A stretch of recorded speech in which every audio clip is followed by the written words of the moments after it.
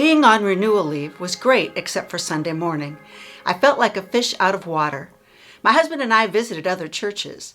Sometimes we watched online, but it wasn't the same. The churches we visited were all welcoming, yet it didn't feel quite right. I have been so elated to be back in worship with my Ankeny First Church family. You know that pastors are kind of odd ducks, so maybe you wonder if this is just a pastor thing, this desire to be in worship every Sunday with your church family. I want you to know that before I was a pastor, I was a regular person. Here is my experience of worship before it was my job. I was brought up in a family who attended worship every week without exception. You had to be pretty sick or the snow had to be pretty deep to justify missing. Staying out half the night on prom night was no excuse. My dad would tell me that if I could stay up half the night, I could get myself up for church in the morning. And I did. And I made my kids do the same. So I've always attended worship.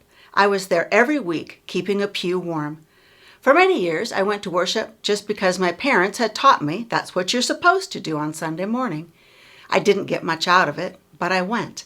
I could check the box. Worship? Check. That's done for this week. And then I didn't think about it again until the next week.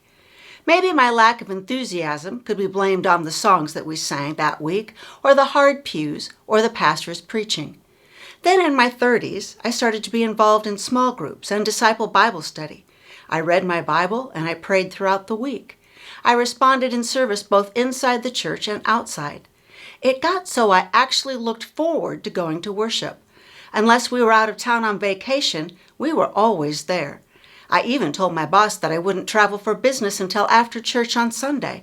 I couldn't bear the idea of missing worship. Somewhere along the line, worship changed for me. It was no longer about checking a box, but I really wanted to be in worship. What changed? Did the song selection get better? Did the pews get softer? Did the pastor's preaching improve? No, those things were pretty much the same. Same music, same pews, same pastor. So what changed? I did. I came with new expectations. I used to come expecting to be bored and to be prepared to mentally go through my to-do list so that I could occupy myself during the sermon. I knew I'd be checking my watch a dozen times to see if it was almost over. And if the pastor went over, well, that was the cause of much grumbling.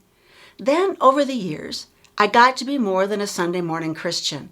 I thought about God, studied about God, prayed to God all throughout the week, and not just for an hour on Sunday morning. I had been preparing my heart a little each day to be ready for worship. So when Sunday rolled around, I came to worship with the expectation that I would hear a word from God that day, and I couldn't wait to hear what God would say to me next during the worship service.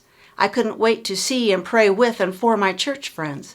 I never knew quite what would happen or how God would touch my heart during worship, but I believed that God was going to show up in that worship service and that I would experience God, and I did.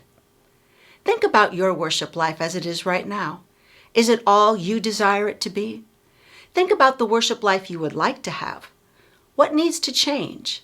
Fast forward to 1 year from now. What do you see? Psalm 122:1 says, I rejoiced with those who said to me, let us go to the house of the Lord. Let us all rejoice in our opportunity to worship God together.